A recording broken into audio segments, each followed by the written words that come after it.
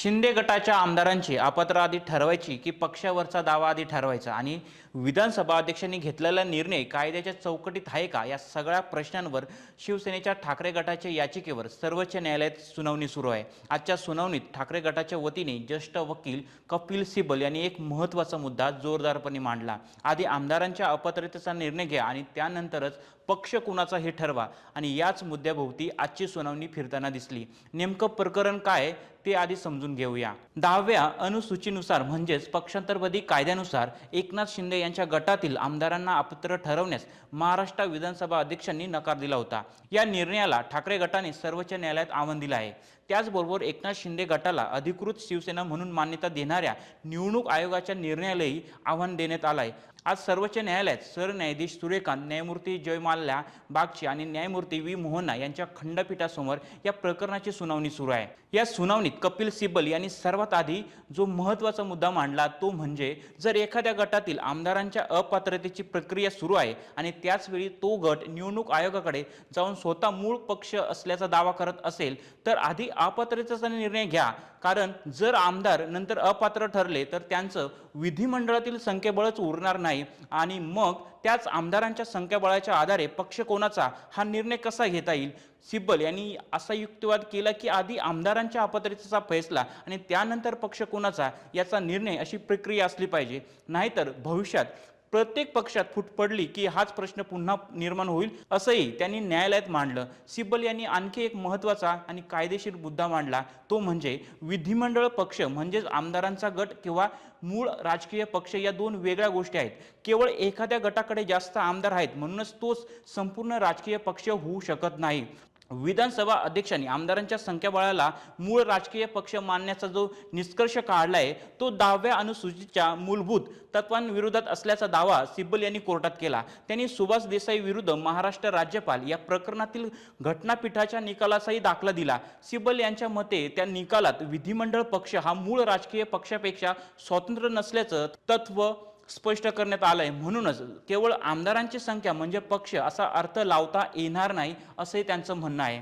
यानंतर सिब्बल यांनी उद्धव ठाकरे यांच्या पक्षप्रमुख पदाचा मुद्दा देखील उपस्थित केला। 2018 मध्ये उद्धव ठाकरे यांनी एकनाथ शिंदे यांची पक्षातील नेते म्हणून नियुक्ती केली होती। 2019 ते 2022 या काळात शिंदे आणि ठाकरे यांच्या नेतृत्वाखाली त्यांनी काम केलं आहे आणि त्यांच्याच नेतृत्वाच्या काळात पक्षाला मिळालेल्या अधिकृत चिन्हावर आमदार म्हणून निवडून आले असा युक्तिवाद सिब्बल यांनी कोर्टात केला। मग जर पक्षप्रमुखांच्या नेतृत्वाखाली उमेदवारी मिळवली, निवडणूक लढवली आणि आमदार निवडून आले, त्याच पक्षप्रमुखाचं नेतृत्व नंतर कसं नाकारता येईल असा थेट सिब्बल यांनी कोर्टात उपस्थित केला। सुनावणीतील आणखी एक महत्त्वाचा मुद्दा म्हणजे शिवसेनेची पक्ष घटना आणि 2018ची नेतृत्व रचना।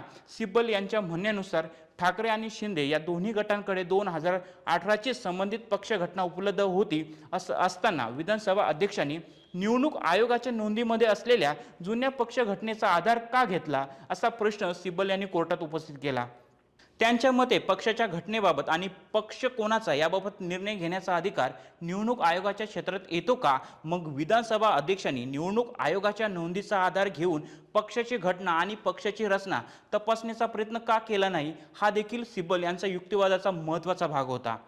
सिब्बल यांनी विधानसभा अध्यक्षांच्या निर्णयावर देखील बोट ठेवलं। एकीकडे 2018ची पक्षरचना आणि त्यातील नेतृत्व मान्य करायचं आणि त्याच रचनेनुसार एकनाथ शिंदे यांची पक्षातील नियुक्ती झालेली मान्य करायची आणि दुसरीकडे निर्णय देताना त्याच रचनेला बाजूला सारायचं। तसेच शिंदे गटाच्या आमदारांनी अधिकृत व्हीप विरोधात मतदान केल्याचा मुद्दाही त्यांनी मांडला।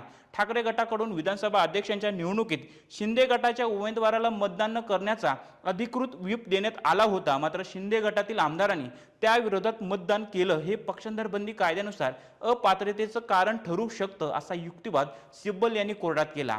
यावेळी विधानसभा अध्यक्षांनी आपल्या निर्णयात सादिक अली निकालाचा आधार घेतल्याचाही मुद्दा आजच्या युक्तिवादात आला, मात्र हा निकाल शिवसेनेच्या सध्याच्या प्रकरणाला लागू होत नाही असा दावा सिब्बल यांनी केला। त्यांच्या मते ज्यावेळी बंडखोरी झाली त्यावेळी पक्षाच्या संघटनेत कुणाचं बहुमत होतं हा प्रश्न त्या स्वरूपात उपस्थित नव्हता।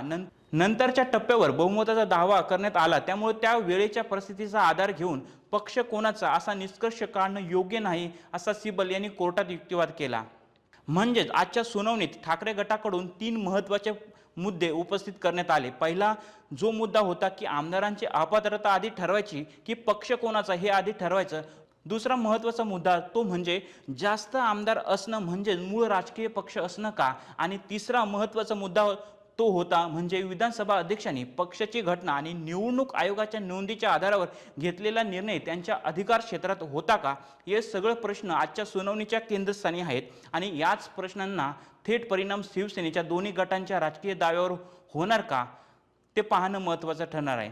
आजचा युक्तिवाद हा मुख्यत्वे ठाकरे गटाच्या बाजूने कपिल सिब्बल यांनी मांडलेल्या मुद्द्यांभोवती होता. त्यामुळे या युक्तिवादानंतर न्यायालय या मुद्द्यांकडे कशा पद्धतीने पाहतं आणि विधानसभा अध्यक्षांच्या निर्णयातील कोणते भाग तपासले जातात आणि पुढे आमदारांच्या अपात्रतेच्या प्रश्नांचं काय होतं हे पाहणं महत्त्वाचं ठरणार आहे. एक गोष्ट मात्र स्पष्ट आहे की शिवसेना कुणाची, आमदाराचं बहुमत म्हणजे पक्ष का आणि अपात्रतेचा निर्णय आधी की पक्षाचा निर्णय आधी, या 3 प्रश्नांभोवती आजची सुनावणी महत्त्वाची ठरली. आता या मुद्द्यांवर सर्वोच्च न्यायालयाची पुढची भूमिका काय असते याकडे महाराष्ट्राचं लक्ष लागलं आहे. महाराष्ट्रातील सर्व बातम्यांचे विश्वासार्ह व्यासपीठ, सकाळच्या सर्व सोशल मीडिया प्लॅटफॉर्मला लाईक, फॉलो आणि सबस्क्राईब करा. तसंच सर्व नोटिफिकेशनसाठी बेल आयकॉन प्रेस करायला विसरू नका.